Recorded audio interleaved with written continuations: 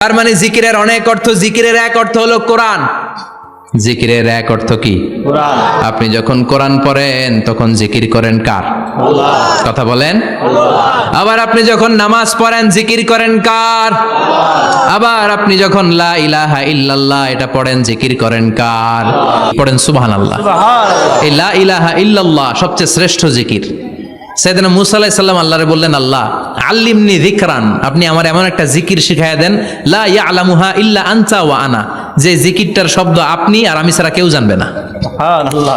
দুনিয়াতে যত অদ্ভুত অদ্ভুত প্রশ্ন সব আপনি মুসা আলাইহিস সালামের মাথা থেকে পাবেন। আল্লাহু আকবার। ভেরি কিউরিয়াসিটি ছিল ওনার, বিভিন্ন বিষয়ে আল্লাহরে প্রশ্ন করতেন। আল্লাহরে বললেন, আল্লাহ আল্লিমনি কালিমাতান আল্লিমনি যিকরান লা ইয়ালামুহা ইল্লা আনতা ওয়া আনা, ও আল্লাহ এমন একটা জিকির আমারে শিখান, দিনে রাতে সব সময় এই জিকির আমি করব, আপনারে ডাকবো, কিন্তু শর্ত হলো এই জিকিরটা জানবে শুধু আপনি আর জানবো শুধু আমি, কেউ জানবে না। আল্লাহ বললেন, মুসা পড়ো লা ইলাহা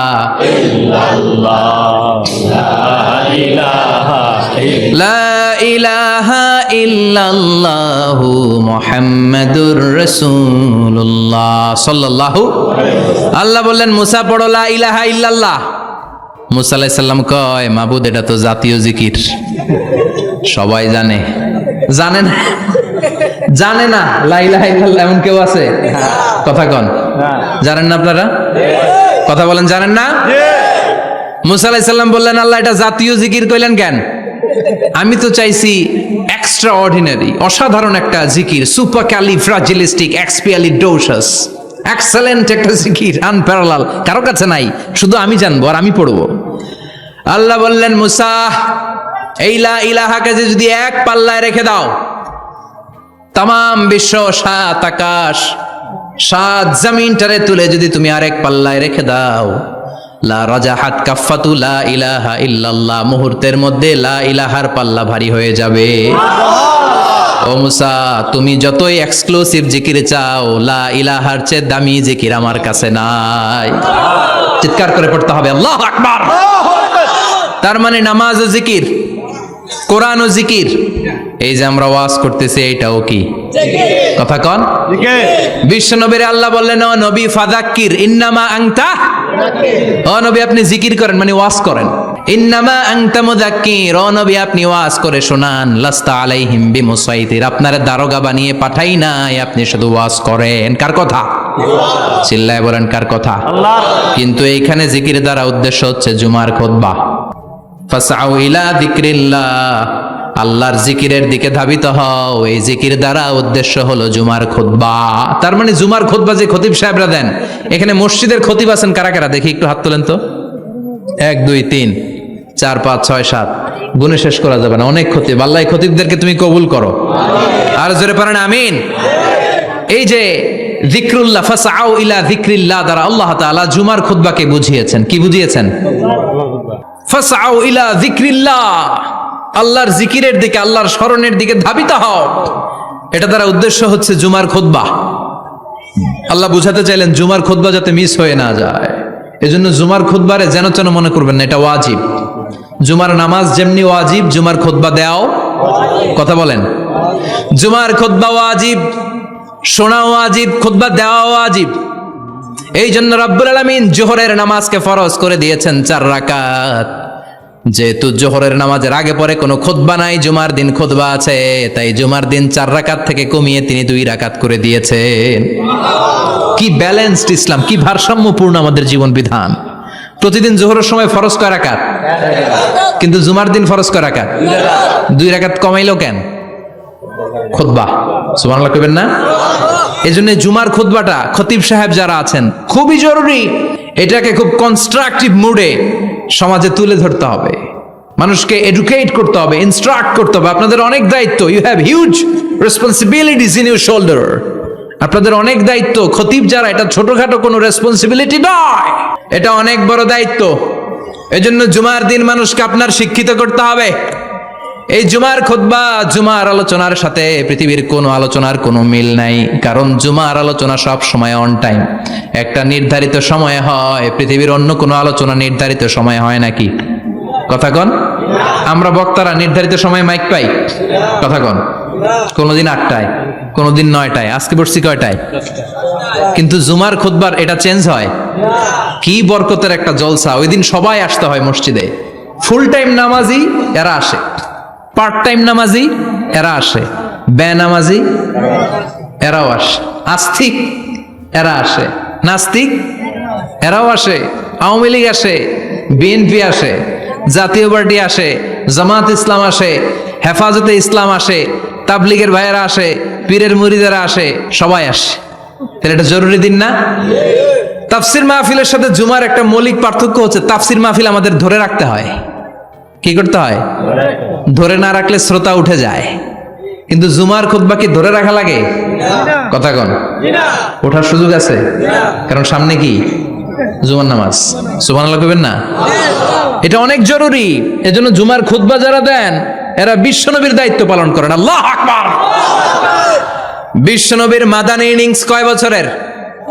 10 বছর। বিশ্বনবীর মাদানী ইনিংস শুরু হয়েছে মসজিদে নববী তৈরি করার মধ্য দিয়ে। বিশ্বনবী মসজিদে নববী তৈরি করার পর মসজিদে নববীর খতিব হিসেবে দায়িত্ব নিলেন। সুবহানাল্লাহ। বিশ্বনবী 1টা 2টা 5টা 10টা না, মসজিদে নববীতেই 10 বছরের ইনিংসে 500টারও বেশি জুমার খুতবা দিয়েছেন। সুবহানাল্লাহ। বাড়িতে যায় বললেন কত খুতবা? 500রও বেশি খুতবা দিয়েছে। মদিনার সমাজটা এমনি জান্নাতি সমাজ হয় নাই।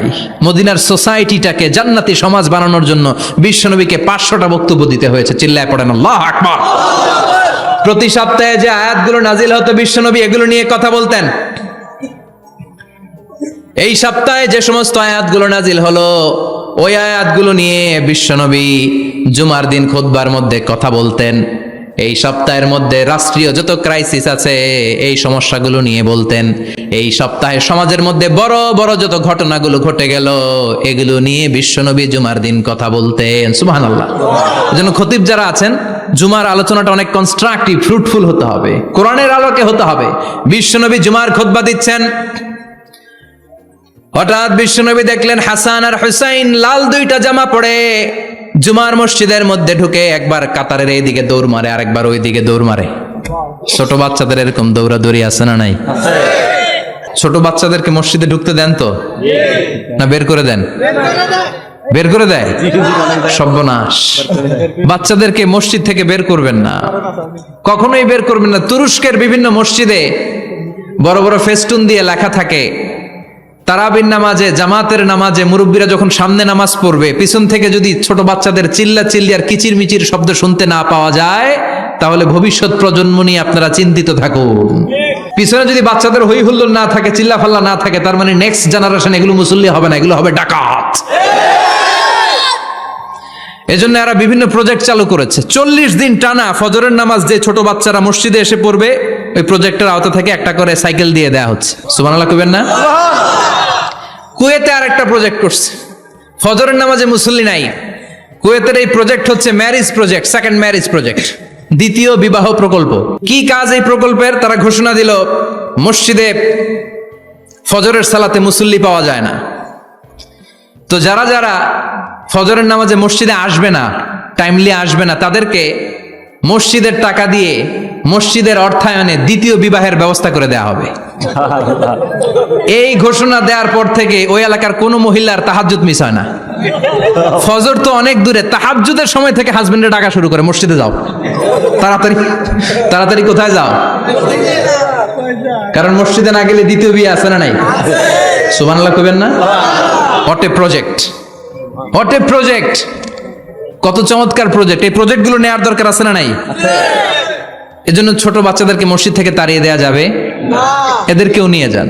এরা হাসতে খেলতে চলতে ফিরতে, আমি বাইরের যত জায়গায় তারাবি পড়েছি, অনেক দেশে তারাবি পড়েছি রামাদানে, ছোট বাচ্চারা পিছনে অনেক কিচির মিচির করে, হঠাৎ অ্যানাউন্সমেন্ট দেয় বাবা মারা ছেলে মেয়েদেরকে শান্ত করেন, কিছুক্ষণ শান্ত, 2 রাকাত পরে আবার চিল্লাচিল্লি, আছে না নাই?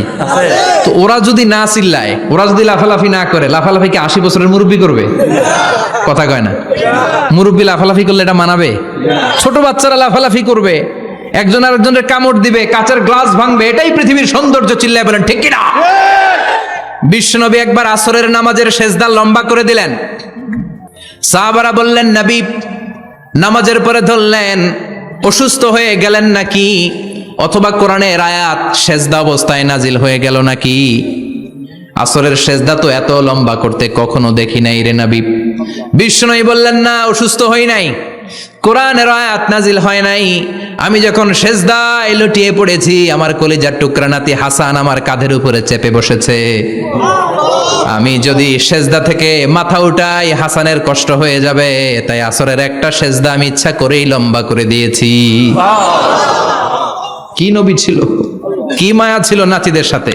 হাসান হুসাইন বিশ্বনবী, যে নবী হচ্ছে সব নবীদেরও সর্দার, ওই নবীরে ঘোড়া বানায়া, বিশ্বনবীর বাবরি চুল ছিল তো ওই চুল ধরে এরকম ঘোড়া ঘোড়া খেলতো। বিশ্বনবীর কাঁধে বসে বিশ্বনবীর বাবরি চুল টেনে টেনে কয় এটা আমার ঘোড়া। হাসান হুসাইনের গায়ের এমন কোন জায়গা নাই যে জায়গায় বিশ্বনবী চুমা দেয় নাই। আর বলতেন রাইহানা চাইনি ফিদ দুনিয়া, হাসান আর হুসাইন হলো আমার দুনিয়ার সুগন্ধি। সাইয়্যিদা শাবাবি আহলিল জান্নাহ, জান্নাতীরা আপনারা যারা জান্নাতে যাবেন, আপনাদের সামনে দুইটা পতাকা থাকবে, একটা থাকবে হাসানের হাতে আর একটা হুসাইনের হাতে। বিশ্বনবী মসজিদে নববীতে জুমার খুতবা দিচ্ছেন, হঠাৎ হাসান আর হুসাইন লাল দুইটা জামা পরে কাতারের মধ্যে দৌড়াদৌড়ি শুরু করলেন। বিশ্বনবী খুতবা থামিয়ে দিলেন, মিম্বার থেকে নেমে হাসান হুসাইনকে দুই হাতে টানতে টানতে মিম্বারের উপরে নিয়ে আসলেন, যাতে মুসল্লিদের ডিস্টার্ব না হয়ে যায়। হাসানকে ডান হাতে ধরে হুসাইনকে বা হাতে ধরে বাকি খুতবাটা বিশ্বনবী তখন শেষ করলেন। 500টা খুতবা দিয়েছেন। কয়টা? চিল্লায় বলেন কয়টা? আবার বিশ্বনবী জুমার খুতবা দিতে দাঁড়ালেন, এক সাহাবী এসে বসে বলল, বিশ্বনবী বললেন কম, দাঁড়াও, 2 রাকাত পড়ছো? সাহাবী কয় না, পড়ি নাই। বিশ্বনবী বললেন এরকা রাকাতেন, 2 রাকাত পড়ো। সাহাবী 2 রাকাত পড়া শুরু করলেন, বিশ্বনবী আবার খুতবা দেওয়া শুরু করলেন। খুতবার নিরবিচ্ছিন্নতাকে ভঙ্গ করে বিশ্বনবী তাকে দাঁড়াতে বললেন, 2 রাকাত নামাজ পড়তে বললেন। তার মানে খতিব সাহেব মন গড়া শুধু খুতবা দিয়ে যায় না, ডানে বায়ে কোথায় কি হচ্ছে সবকিছু নজরে রেখে, কন্ট্রোলে রেখে, সামাজিক সব সমস্যার কথাগুলো তুলে ধরে অসামাজিক কার্যকলাপের বিরুদ্ধে হুঙ্কার দিয়ে জুমার প্ল্যাটফর্মটাকে শক্তিশালী করাই হচ্ছে একজনের খতিবের দায়িত্ব। চিল্লায় এখন ঠিক কিনা? এ কাজই করেছেন বিশ্বনবী 500টা খুতবায়।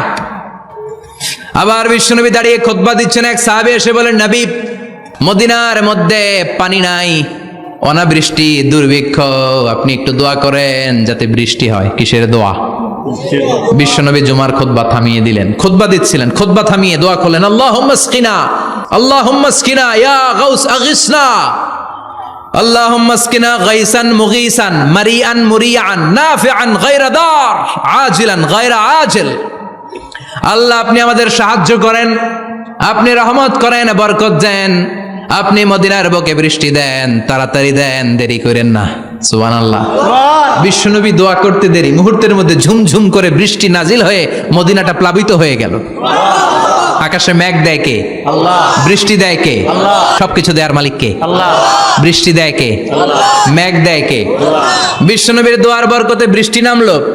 শুক্রবার বৃষ্টি, শনিবার বৃষ্টি, রবি সোম মঙ্গল বুধ বৃহস্পতি শুক্র, এর পরের শুক্রবার পর্যন্ত টানা বৃষ্টি হলো। কারণ বৃষ্টির দোয়া করছে, বৃষ্টি বন্ধ আর দোয়া তো করে নাই, চলতেছে। আল্লাহ কইছে নবী চাইছেন দিতেছি, না করলে থামামু। সুবহানাল্লাহ কইবেন না? বৃষ্টি হইতে হইতে মদিনায় বন্যা, মরুভূমির দেশ, কি পরিমাণে হেভি রেইনফল হলে মরুতে বন্যা হয়। সুবহানাল্লাহ পড়বেন না? আবার বিশ্বনবী পরের জুমাবারে খুতবা দিচ্ছেন, ওই সাহাবী এসে হাজির, এসে বলে, ও নবী আর বৃষ্টির দরকার নাই। যে বৃষ্টির দোয়া করতে বলেছিল সে এসে বলে আর কিসের দরকার নাই? বৃষ্টির দরকার। চিল্লায় বলেন কিসের দরকার নাই? ও নবী আর বৃষ্টির দরকার নাই, এবার বৃষ্টি বন্ধের দোয়া করেন। বিশ্বনবী আবার হাত তুলে বললেন, আল্লাহুম্মা হাওয়ালাইনা ওয়ালা আলাইনা, মানে আল্লাহ আপনি বৃষ্টি দেন, তবে এই এলাকায় না, ডানে বায়ে সামনে পেছনে চারদিকে দেন। সাহাবীরা মসজিদ থেকে বের হয়ে দেখে মদিনার চারদিকে এরকম গোল একটা চাকতি, এই চাকতি দিয়ে নীল আকাশ দেখা যায়, আর ডানে বায়ে সামনে পেছনে প্রচন্ড ঝড় ঝন্ডার বৃষ্টি। মদিনার আকাশে এক ফোঁটাও বৃষ্টি নাই। চিল্লায় এখন সুবহানাল্লাহ। এগুলো হচ্ছে বিশ্বনবীর খুতবার বরকত। 500টা খুতবা দিয়েছেন, এজন্য খতিব সাহেবরা ভালো করে খুতবা দেওয়ার দরকার আছে না নাই? আল্লাহ বললেন, ইযা নুদিয়া লিস-সালাতি মিন ইয়াউমিল জুমআতি ফাসআউ ইলা যিকিরিল্লাহি ওয়া যারুল বাই। জুমার আযান যখন হয়ে যায়, জুমার নামাজ পড়তে যাও, বেচা কেনা বন্ধ করে দাও। কার কথা? আল্লাহর। Close the shop, shut down the shop, close the market, market বন্ধ, দোকানের শাটার নামাও, ক্যাশ বক্সে তালা ঝুলাও, ব্যবসা প্রতিষ্ঠান, মার্কেট সবগুলো বন্ধ করে একজনের জিকিরের দিকে ছোটবা। তিনি কে? অল্প 1-1.5 ঘন্টার জন্য যদি ব্যবসা বন্ধ রাখেন, পরে যখন আবার দোকান খুলবেন জুমার বরকতে ব্যবসা বাড়িয়ে দিতে পারে কে? এরপর আল্লাহ বললেন ফাইদা কুদিয়াতিস সালাতু ফান্তাশিরু ফিল আরদি ওয়াবতাগু মিন ফাদলিল্লাহ ওয়াযকুরুল্লাহা কাসীরান লাআল্লাকুম তুফলিহুন। যখন নামাজ শেষ হয়ে যায়, ফাইদা কুদিয়াতিস সালাতু ফান্তাশিরু ফিল আরদ, জুমার নামাজ যখন শেষ হয়ে যায়, জামাতের নামাজগুলো যখন শেষ হয়ে যায়, ফান্তাশিরু ফিল আরদ, জমিনে ছড়িয়ে যাও, ওয়াবতাগু মিন ফাদলিল্লাহ, আল্লাহর কাছ থেকে ফদল তালাশ করো, মানে রিজিক তালাশ করো। কার কথা? নামাজ শেষ মসজিদে থাকবেন? কই যাবেন? কথা কন, জোরে কন। নামাজের সময় ঢুকবেন কই? নামাজ শেষে যাইবেন কই? আবার বলেন আজান হলে ঢুকবেন কই? আজান শেষ, নামাজ শেষ, যাবেন কই? কুদিয়াতিস সালাহ ফান্তাশিরু ফিল আরদ, এটা হচ্ছে ইসলামের বিধান। মসজিদে গোল হয়ে বসে থাকার কোনো বিধান নাই। শুধু মুরব্বী যারা, কাজ নাই, ফ্যামিলিরে দেওয়ার কিছু নাই, অবসর সময়, অঢেল সময় মসজিদে বসে তেলাওয়াত করেন, জিকির করেন, সমস্যা নাই। কিন্তু যুবক যারা, নামাজের পরে সমাজকে উপহার দিবা, রাষ্ট্রকে অনেক কিছু উপহার দেওয়ার আছে, তোমার ফ্যামিলির প্রতি অনেক দায়িত্ব আছে, কর্মক্ষম কেউ নামাজের পরে মসজিদে অলস সময় কাটানো যাবে? বিধানটা কার? ওমর ফারুক মসজিদে নববীর ইমাম, জোহরের নামাজের ইমামতি করলেন, বের হয়ে আসলেন, দেখেন মসজিদের বারান্দায় ইয়ামান থেকে আসা কিছু লোক গোল হয়ে বসে বসে জিকির করে। কি করে? মনোযোগ নাই। কি করে? জিকির করে। উনি চলে গেলেন, আসরের সময় আবার ইমামতিতে আসলেন, আসরের সালাত পড়িয়ে চলে যাচ্ছেন, আবার দেখে গোল হয়ে জিকির করে ওই দল। মাগরিবের নামাজে ইমামতি করলেন, চলে যাওয়ার সময় দেখে সবাই যায়, এরা যায় না, গোল হয়ে বসে বসে জিকির করে আর তাসবিহ পড়ে। এবার ওমরে ফারুক বললেন আসসালামু আলাইকুম, সবাই বলে ওয়ালাইকুম আসসালাম। মান আনতুম, তোমরা কারা? কয় নাহনু আল মুতাওয়াক্কিলুনা আলাল্লাহ, আমরা আল্লাহর উপর তাওয়াক্কুল করছি। তো তাওয়াক্কুল করে যে বসে আছো, তোমাদের ফ্যামিলি নাই, ছেলে মেয়ে নাই, দায় দায়িত্ব নাই, সমাজকে উপহার দেওয়ার মতো কিছু নাই, আর তোমরা যে বসে আছো 3টা বেলা খাইলা কোত্থেকে? না রোজাদার। ইয়ামানি লোকগুলো বলে না রোজা রাখি নাই, খাইছি। ওমর বলল বড় আল্লাহর ওলি খানা করতে আইছে। আমাদের জিকির আর বুজুর্গি দেখে আশেপাশের লোকজন খানা দিয়া গেছে। ওমরে ফারুক বলে তাইলে তো তোমরা মিথ্যাবাদী, তোমরা মুতাওয়াক্কিলুনা আলাল্লাহ নও, তোমরা আল্লাহর উপর তাওয়াক্কুল করনি, তোমরা হচ্ছে আল মুতাওয়াক্কিলুনা বা'দুকুম বা'দা, একে অপরের উপর নির্ভরশীল। যারা খানা দিয়ে যায় এদের উপর তোমরা নির্ভরশীল। তোমরা জিকির করার তাকায় থাকো, বাটি আসে কোন দিক দিয়া? খাবারের প্লেট আসে কোন দিক দিয়া? জোরে কোন, ঠিক কিনা? আল্লাহর উপর তাওয়াক্কুল এটা নয়। আনতুমুল মুতাওয়াক্কিলুন বা'দুকুম বা'দা, এখনই মসজিদ থেকে বের হয়ে যাও। এরপরে কোনোদিন নামাজের পর গোল হয়ে বসে থাকতে দেখলে পিটায়া মসজিদ থেকে তাড়াবো। এটা হচ্ছে ইসলামের বিধান। চিল্লা এখন ঠিক কিনা? ফান্তাশিরু ফিল আরদ, নামাজের পরে কৃষক চলে যাবে মাঠে, ব্যবসায়ী চলে যাবে শপিং মলে, মেম্বার অব দ্য পার্লামেন্ট চলে যাবে সংসদে, সেনা সদস্যরা ঢুকে যাবে ক্যান্টনমেন্টে। চিল্লা এখন ঠিক কিনা? যার যেইখানে দায়িত্ব পালন করার জন্য ছোট, মসজিদে বসে থাকা যাবে? কোন যুবক মানুষ, কর্মক্ষম মানুষ নামাজের পরে মসজিদে বসে বসে জিকির করা যাবে? নামাজে তো সবচেয়ে বড় জিকির, কামাই করা লাগবে না? মেয়ে কোথায় গেল, ছেলে কোথায় গেল, ফ্যামিলির খোঁজ খবর নেওয়ার দরকার আছে না নাই? চিল্লায় বলেন আছে না নাই? এরপর আল্লাহ বললেন ওয়াইদা রাআউ তিজারাতান আও লাহওয়ান ফাদ্দু ইলাইহা ওয়া তারাকুকা কাইমা। ও নবী, সাহাবারা কাফেলার পণ্যের লোভে, কাফেলার পণ্য এসেছে মদিনায় শুনে আপনাদের জুমার মিম্বারের মধ্যে দাঁড় করিয়ে রেখে সবাই চলে যায়। এটা ঠিক করে নাই। আমার কাছে এমন রিজিক আছে যেটা কখনো ফুরাবে না, ঠিক কিনা? এই আয়াতটা বুঝতে হলে 2 মিনিট খুব মনোযোগ দিয়ে কানগুলো খরগোশের মতো খাড়া করে ফেলেন, কিন্তু খুব খাড়া কান করে শুনে, জানেন কানগুলো খরগোশের মতো খাড়া হয়েছে? মনোযোগ আছে?